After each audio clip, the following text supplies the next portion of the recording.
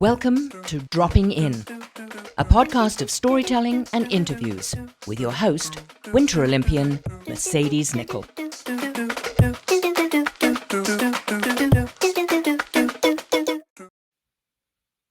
Thank you all so much for dropping in today. This is Series 6, where we are talking to athletes to see what it was like on the road. Series 6 is going to be a lot of fun. I've got a great guest list lineup. We'll see how they dealt with things on the road. And I know there's a lot of funny stories out there. Thank you so much for dropping in on episode 51. Now, let me introduce the guest that we will be dropping in with today. This guest has had her ups and downs with injuries, very similar to a lot of athletes, but she literally jumps over hurdles. In 2011, leading up to the London 2012 Games, Summer Games, sorry, I'm so used to saying Winter Olympic Games.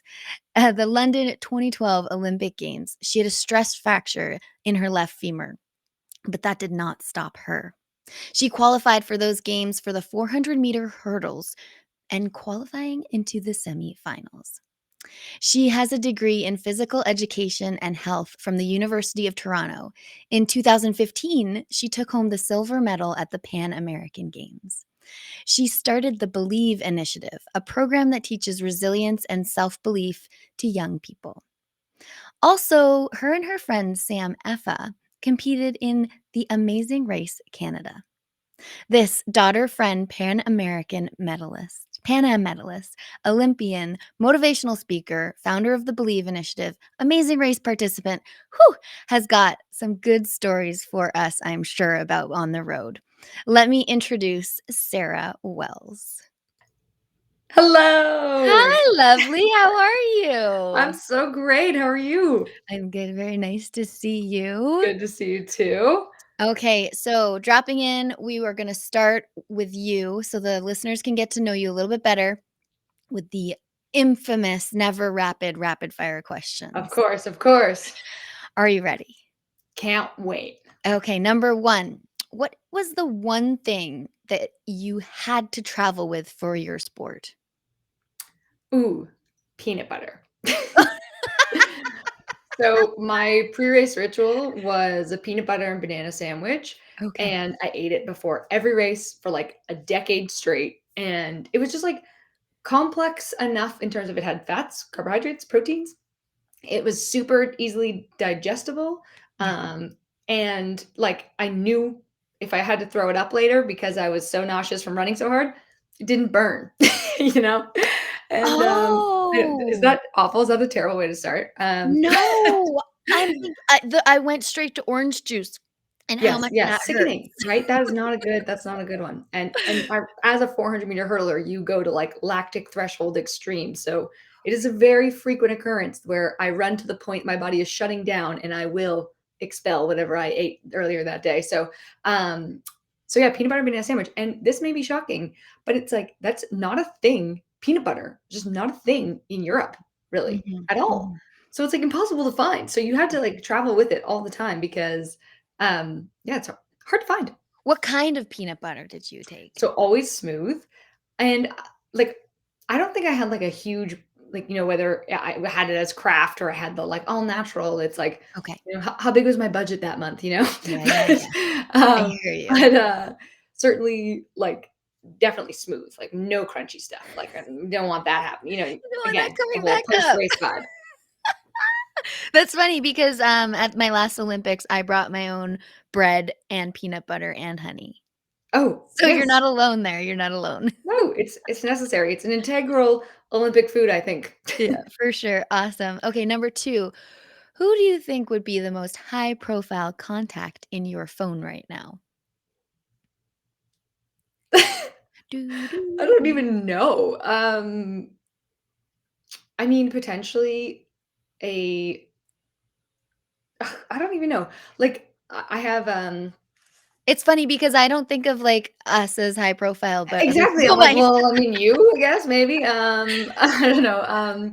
Like, you have a lot of amazing humans in your life that I that have so come. many amazing humans in my life, like, Yeah, whether it's from, like, corporate executives who have become mentors of mine that, like, could be considered high profile, but it's like, right. they're such humans to me because they've just, like, become Mhm. such incredible mentors, like, someone like that, like, and there's, like, some people that I can think of, but, then yeah, like, all of our Olympic friends, I which, know. like, sounds funny because we feel like we're like, "Oh, you don't know, like, 20 Olympians?" Like, I 100%, like, know. they're everywhere, and they're like, "They're nowhere, you can't find Olympians anywhere." I'm like, Yeah, "Oh, they're riddled across this world."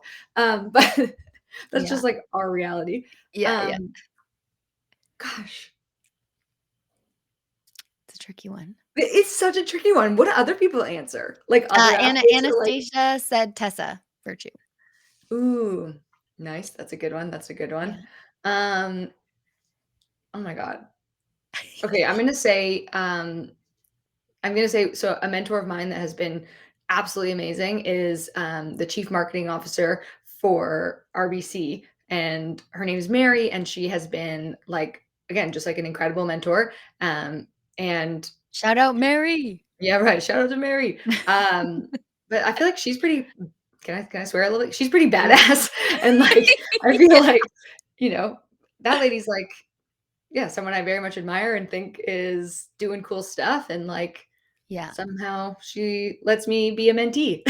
it's awesome. It's good, that's good. It's a good It was a answer. very hard question. I'm like, "Oh my god, like, so many cool people." It's hard to, like, narrow down, like, highest profile? I don't know. I know. It's pretty funny. Okay, let's bring it down to something that might be a little easier. What is the top song or playlist that you're listening to right now? Ooh, okay, well, Spotify would tell you that it's the focus playlist on Okay. Spotify because that's, like, on every minute of every day while, I Yes. do work now. Yes. It's just, like it's nice and calming. It gets you, like, in the zone, so I That's I good to listen know. to the focus. I've never heard of that one. You just Oh my type god. in focus and then it's game There's, like, on. a ton, Okay. and mine would be the Focus Acoustic. That's the one I love the most. Okay. Um, so yeah, Spotify would tell you that. But I also have an absurd obsession with Justin Bieber songs. Like, not necessarily for him himself. He's fine. But I just think his songs are so catchy and like it Yeah. makes me so jolly when I listen to Justin Bieber songs. Often when we kick off with events, like I'll always play, especially in a virtual event where you got to get like the Mhm. energy up.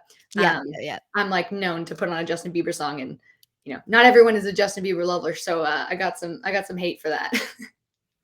But do they really, like, not love him, or are they just, like, putting on a front? Yeah, Because I right. think No, he's they pretty just have great. to pretend they don't like him. Like, "I'm too cool, I don't like Justin Yeah, Bieber, but exactly, I do." exactly. Too funny.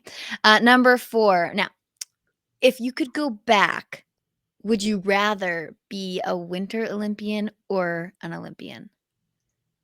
Um, so I probably would still pick Summer Olympian because I am a baby in the cold. I am like I see why I navigated towards warm summer sports Oh, because okay, you out there on the hill for hours training, like decked out, like how do your toes not just like fall off? Like yeah, I have had I frostbite. don't think I could do it. I don't think I'm tough enough to endure the winter. And I must say, like all the training camps we get to do that are like in Turks and Caicos, in St. Kitts, in Jamaica, Right. it's like I'm not saying no to that. In the dead of winter, heading down south, like count me in. So I think I would go with summer sports largely for just the weather. You you kinda sold me on that a little bit. Yeah, sorry. No, it's okay. Awesome. Number 5, if you were invisible, what is the first thing that you would do? I mean, how like you ask for feedback because you genuinely want to get better. You Ah, really, really do. And yes. people are like, "No, that was great." Like, I'm a speaker and I feel like people always give such positive like feedback that's like Mhm. maybe if I was invisible, I would try to attend more like debriefing things of things I was a part of to get like a more true understanding. And not everyone holds back, some feedback, but it's an uncomfortable thing to have that Mhm. I don't know if this is the only thing I would do, but it's the first thing that comes to mind. Maybe, Yeah, it's that's just like awesome. the nature of today. But I would love to like, have people have uninhibited feedback around like here's how you can get better, here's what I think you should do, um for whether it's in building my business or speaking or whatever, and I think it would be would be interesting to That's like like a total athlete answer, I think. Like, I feel like we always want feedback. I'm like, "Okay, what now? endlessly. Help me." Yeah, Yeah, that's right. I just funny. wanna get better. Yeah, yeah, yeah. More, more, more. How do I do better? Yeah, Number 6 out of 10. Big city or small town? big city for me. You currently live in Toronto. I do currently live in Toronto, Yeah. and I think I just like busyness. Like I'm a person who yeah, like doesn't just like sit and read all day. Like I can't do that. It just doesn't fulfill me, and I need there to be like motion and things Hustle and and bustle. scurrying. And so Mhm. yeah, I think for me, big city. But I would like access to like, Yeah. calm, remote at times. Do you go to up, like, north to cottages and stuff like that in Yeah, the oh, summer? Yeah. love a cottage experience, and so, like, for, like, a segment of time, that is, like, so necessary, Yeah. and, yeah, love a good cottage trip, and especially in the summer because I love the warm weather, as you know. Yeah. There you go. But yeah. Nice. Number 7, what is the biggest risk that you think that you've taken so far? Probably, so when COVID hit, and I know we haven't got into what the Believe Initiative is yet, but, I run an organization called the Believe Initiative, and we help students build resilience and self-belief, and we were doing that in person. And Mhm. we were doing that in person through schools and teachers. And when COVID hit and everything went AWOL and like teachers were super overwhelmed, it was hard to get them to put anything else on their plate because they simply like were just so overwhelmed trying to like get students like through this chaotic time period. Yeah. And we made a choice to completely change the way our program runs and had been working. And we had done 2 years of 20 stop tours and we were growing and we were gaining momentum. And then all of a sudden we said, okay, if teachers are overwhelmed, what if we just switch this whole thing? And we actually went to students and we reformatted our programming so that it actually targets students, less school, less teachers. And maybe we could do it this way. And like we just Mhm. threw out a system that worked, that we knew worked, and completely like on a whim said like, let's go for it. And since that day have like nearly tripled our numbers. And it's yeah, Ah, was frightening because it could have been very, very wrong and gone down an epic dark path, but it was at this point, now I know, worth it. totally. Oh, really proud. I'm such a proud friend that has soared and taken off, and we will Thank talk a little you. bit more about it for sure. Thanks. Okay. After retirement, has your view on the Olympics changed at all? Yeah, and I think my view on the Olympics changed from the second that, you become an Olympian, because you Mm. think that there's, like, this doorway you're gonna walk through, like, once I become an Olympian, now I'm gonna go from this dull land of, like, who I am now to this, like, majestic, bright, shining lights, like, everything Olympian world, like, that's where I'm going. And then I honestly and, like, I'm sure you have a story like this as well for the first time you made the Olympics.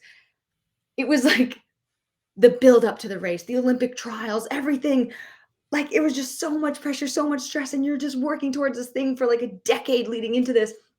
And then I remember, running the race and qualifying for the Olympics, and then I left the track and I went to Pizza Hut. We got a pizza. You're like, "I'm Like just a normal person. I'm and, like, hungry." not even the act of going to Pizza Hut, but, like, just literally sitting there and being like, "I did it." Like, Yeah. box checked. Like, but I'm sitting here. I could be sitting here eating this pizza, whether I did or did not make the Olympics. And so, like, this all feels so weird because I checked the box, but this day literally feels no different than it did yesterday. Yeah. And That's so it's interesting. just like, I think we all do that for our own achievements and awards and accolades we hope, career and salary number and status and title we want, where Yeah. we like assume a certain new door explodes open when we get it, Yeah. and I You're like, think that "And I technology. still got a truck on." Yeah, exactly, and, like, you finally get the thing, and my perspective suddenly realized that, like, yeah, Olympians are normal people, that yesterday is Mhm. no different than today, even after you make it, Mhm. and while it does open, I'm not saying it didn't provide opportunity and open some doors, 100% it did over time, Yeah. um, but it wasn't like the I didn't need that in order Mhm. to be able to move forward or even have some of the things I had today, like, it absolutely helped, but I Mhm. didn't need it. And I think I had the perspective that I had to become an Olympian, or that Olympians like were the gatekeepers of this magical world. And it's like, oh, that's not true at all. Surprise, we're just Yeah, humans exactly, that exactly. are very focused and driven and passionate. Yeah, and a little bit insane. A little bit. I love that. No, that's super I do love hearing everyone's understanding of what the Olympics are to them now, and I love that outlook for sure. Yeah, Yeah, it's not all, stars and red carpets, and I yeah, think also the people that you surround yourself with humble you as well. Like, yeah, my friends absolutely. here, they don't care that I'm an Olympian, and I love that because I went to high school with them. They're just like, "Yeah, you're Mercedes." I'm like, "Yeah, Yeah, I know. yeah, 100%. Thank you." Yeah. Like, they forget. Okay. They're like, "Sometimes I just, like, don't realize that you did that stuff." It's like, I know. yeah, you and me both. Yeah, totally, totally. Oh, so funny. Okay, number 3 I'm sorry, number 3, number 9. Almost there, almost there. All good. Best way to travel. Like, airs, planes, automobiles? Like, I mean, Yeah. airs, What is the cars, planes, trains, or, like, what? What do you mean? yeah, like, plane, train, first class, private I mean, jet.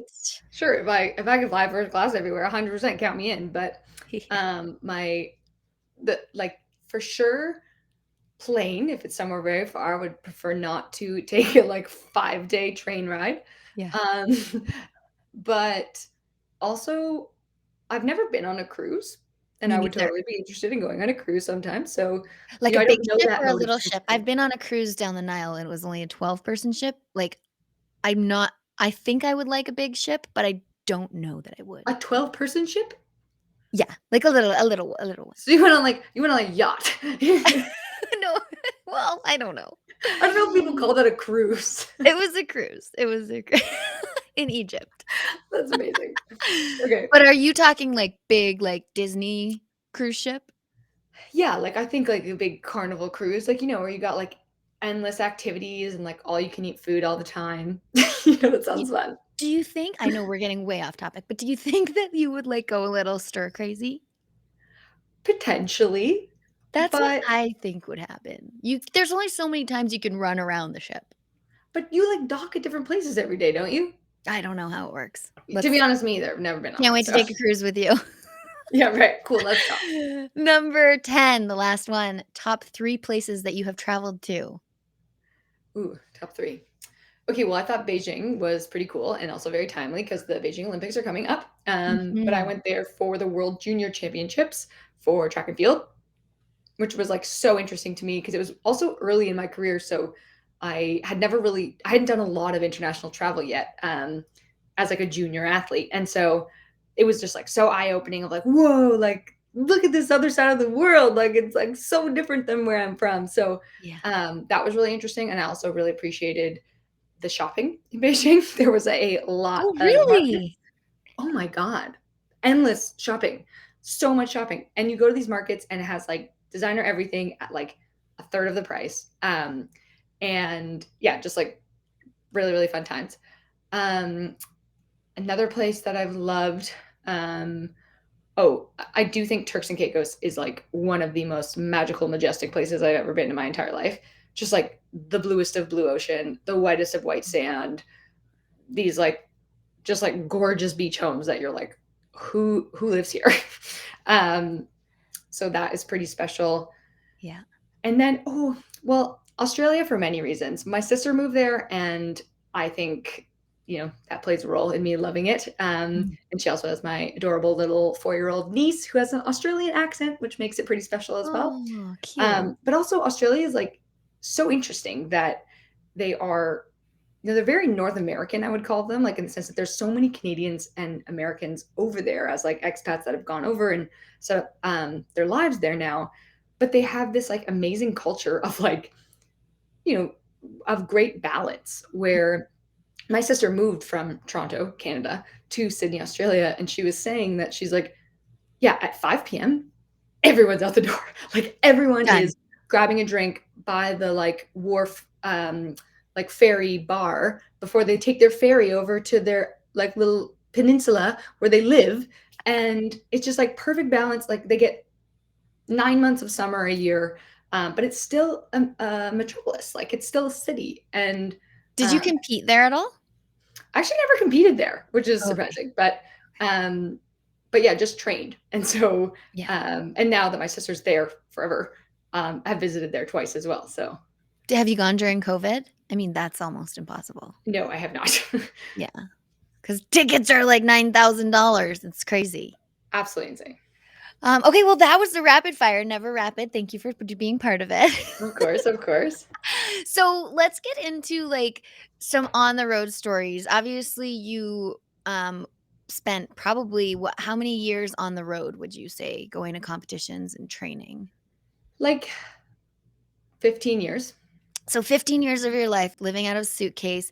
Now, were you guys split up as a team, like women's athletics and men's athletics, or were you all together? No, track and field actually does everyone together. So Okay.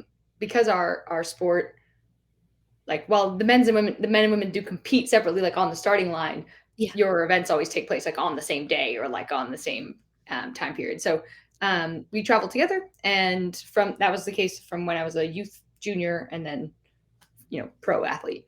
Okay. And then, so you're on the road with the guys at like while you're just recovering, you're not in the gym on the track. What are you guys getting up to?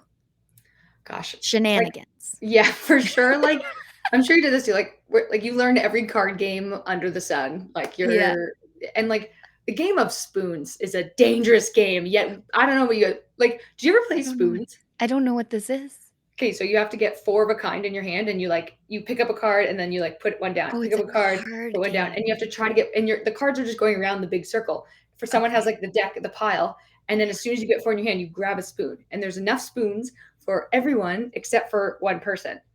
And so you have to Okay. like grab a spoon, and if you don't get a spoon, then you're eliminated. And then now you take another spoon out because your next round is one less person. So It's you like have one. musical chairs with spoons and It's like cards. musical chairs, but with spoons. But this is the most dangerous game on the road. Like people are gonna lose eyeballs. People are getting cuts all over their hands. Like, oh my god!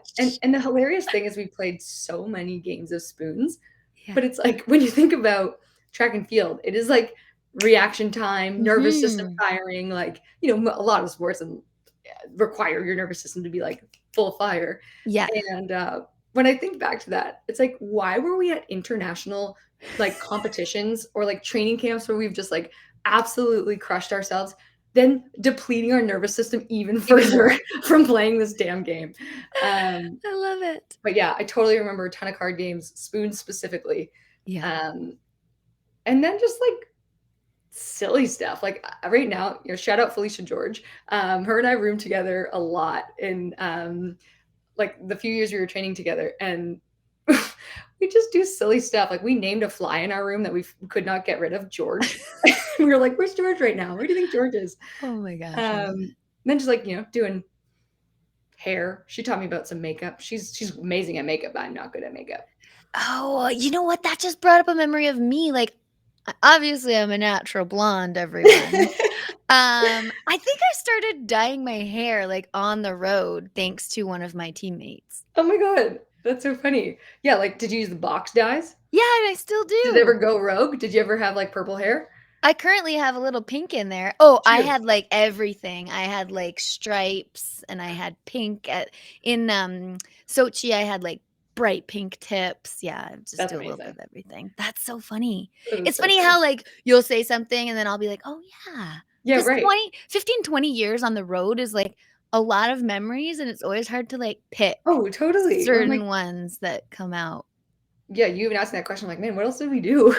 But Well, like, yeah, I know. Anastasia brought up that they played Catan. Well, she did not play Catan, but her teammates played Catan, and oh yes. we definitely started bringing that on the road. Got the expansion pack. Oh yeah, you got to get the expansion pack. I would So like competitive. refuse to play. I'm with Anastasia on that because like I would lose friends while playing that game because you're like, oh, you bought her wheat. Are you kidding me? Like Totally. it's just like, oh my god, calm down. This is a game, Sarah. Relax. But like, the competitive spirit in us, like we can't let go.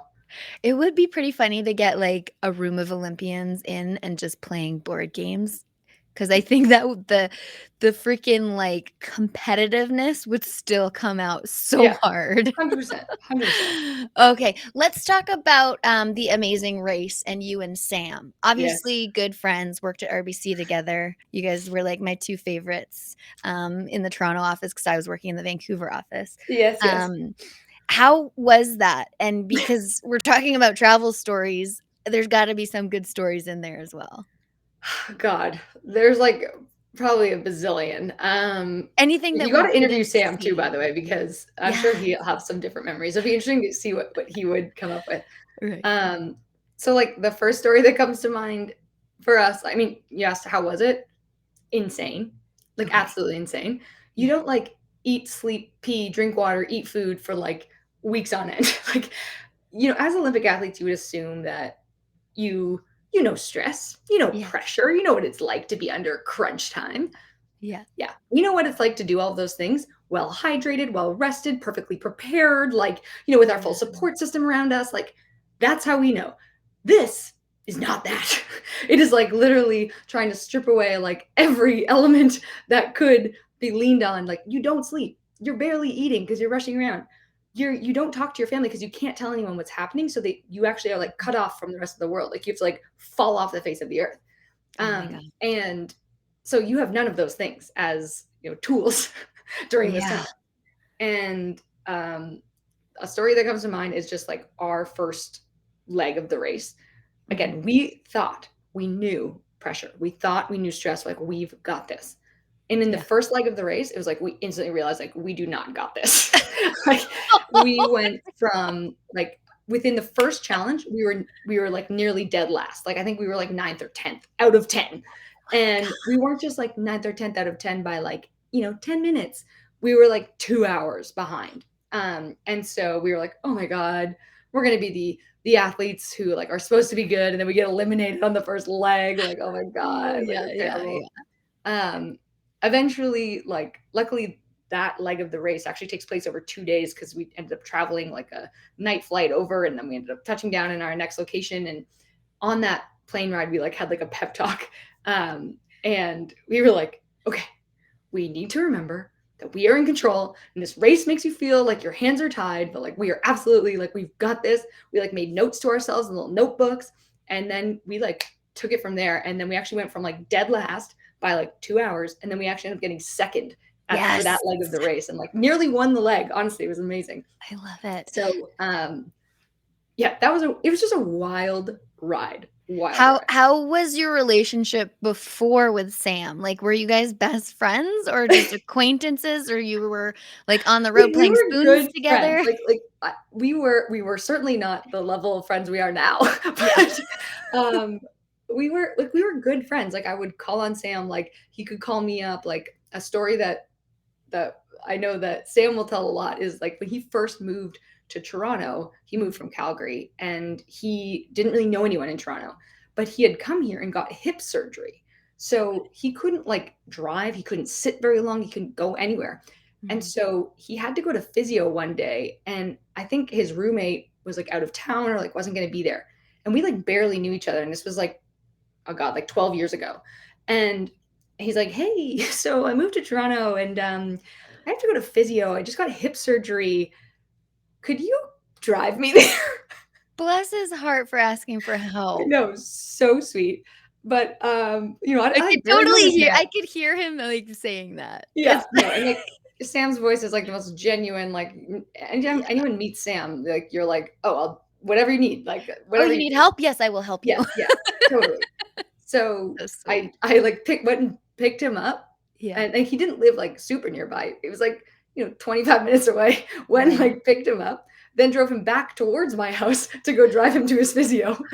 Oh my And gosh. then I like brought him inside, like helped him like go inside. And Yeah. then I was like his mom, like I was like, all right, well, I'll go sit in the car, and Oh, let bless you your you let me heart. know when you're done. And Hilarious. so and then I drove him home. And so like our first like interaction was already, I think, just like bonding. He was like in Yeah. this moment, he's like here by himself, and like, I was so happy. Like, people, I think, get worried about asking for help because you think you're such a burden to others, but like I was so honored that he would ask me, and it's like so fulfilling to be able to help someone else. Yeah. And so, like you said, like good for Sam for asking for help. And I think, you know, Sam teaches us a good lesson in that moment of, For sure. asking for help when you need it, because it's not actually always a burden, because it was really nice, and it actually, was the budding essence of our friendship. I So, know. I love it. um, I love that you yeah, guys did Amazing Race Canada together. When I saw you guys were going up, I was like, "Of course they are." yeah, yeah, pretty funny. So perfect. Let's just quickly touch on the Believe initiative because I really believe in it. That was the name. I think it's awesome what you've come up with, and let the people know what it is and what it's all about. Yeah, so the Believe Initiative is an organization that I originally founded through, what it's the principal message behind it was that you don't build self belief through achievements, but you build it through action. And because of, you just asked me that question at the beginning of today of like, did your perspective on being an Olympian change once you became an Olympian? Mhm. Yes, absolutely, it did. And I think we can all do this where we assume that we'll have more confidence, we'll be better leaders, we'll have more blah, blah, blah when we achieve insert goal here. And Mhm. I believe that we think that we'll have more belief, more confidence, more whatever when we get there. And we forget that like simply just the pursuit of that goal is actually what's going to build us into being better leaders, having more confidence, like blah blah blah blah. And so yeah, using my own story of one time having an injury, overcoming it, believing in myself, and then making the Olympics. And I was like, Mhm. great, believe in yourself, achieve your goals. That was one time. But the second time, I then believe in myself. I'm a 4-time national champion. I'm a like top 10 in the world. And I actually tear my hamstring just before the Olympics and I don't qualify. Yeah. And so from that point forward, I actually took a ton of time to reflect and realized I believed in myself more strongly after not making the Olympics, even more so than when I did. And that's when this whole premise of like, okay, well, then if I believe in myself more strongly, even after not making the Olympics, then Yeah. you don't build self belief through achievements, you build it through action. And so I was like, let me help other young people build self belief through action. So we actually launched Believe chapters at schools all across Canada.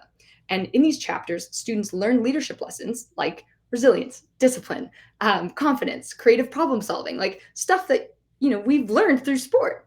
Yeah. And the students then learn those lessons and then apply them to Believe passion projects, which are where they take a passion they have and a problem they want to solve. They use their passion to solve that problem and they build self-belief through action. So it all ties together and these students do incredible things.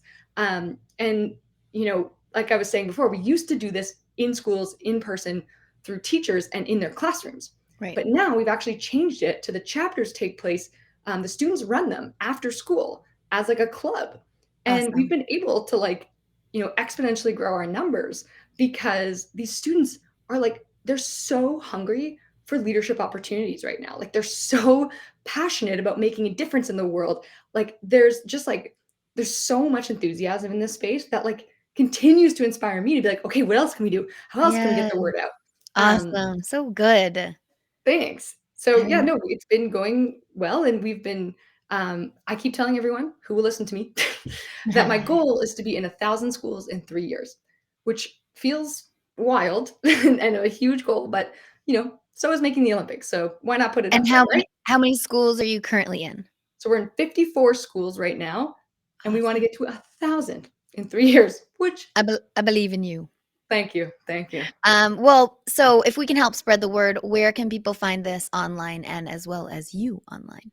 So for the Believe Initiative program in general, you go to believeinitiative.com. There's a lot of vowels, so be careful. And then if you're looking to follow up on anything myself for speaking or learning more just about the different things I'm involved in, then you can go to sarahwells.ca or my social media handle is this thing right here, at sarahwells400mh, which is like 400-meter hurdles, which I really regret that social media handle. So long, so That is long. no, but that's the funny thing when people bring on their "Where can we find you?" and then I get the behind stories as to, like, what their handle's Why? all about, and, it's awesome. It's kinda like I'm older, so it's like having my first email address was, like, snowboarder75 or something Yeah, like that, right, and you're right. like, "Really? I was 12." Cool, cool, cool. Amazing. Sarah, thank you so much for dropping in today. I can't wait to, play spoons with you. Yes, oh my gosh. Thanks, Mercedes. Awesome. Thanks so much for dropping in today. You can find everything you want to know about Dropping In with Mercedes at droppinginwithmercedes.com. Don't forget to subscribe on Apple, Spotify, and YouTube. Thanks DJ Kenosis for the music and my mom for the intro voice.